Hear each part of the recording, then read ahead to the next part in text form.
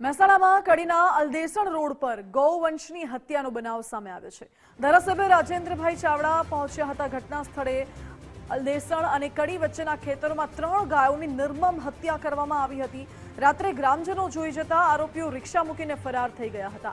મહત્વપૂર્ણ છે કે છેલ્લા 2-3 દિવસથી આવું ષડયંત્ર ચાલી રહ્યું છે। ધારાસભ્યએ એસપી સાથે વાત કરી કડક કાર્યવાહીની માંગ કરી છે। પોલીસે ઘટના સ્થળે પહોંચી રિક્ષા જપ્ત કરી તપાસ હાથ ધરી છે।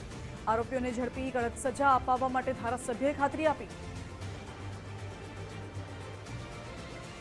અલદેસણ ગામની સીમમાં અને કડી અને અલદેસણની વચ્ચે આ ખેતરોની અંદર છેલ્લા 2-3 દિવસથી એમ કે ગાયો કાપવાનું જે કામકાજ ચાલી રહ્યું છે એના અનુસંધાને આજ રાત્રે પણ 3 ગાયોને કાપવામાં આવી અને ગામના લોકો જોઈ જતા એ લોકો રિક્ષા મૂકી અને ભાગી ગયા છે।